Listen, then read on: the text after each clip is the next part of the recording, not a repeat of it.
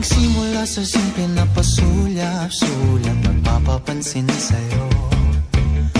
Umabot sa palitan ng mga mensahe, kilig na kilig ako.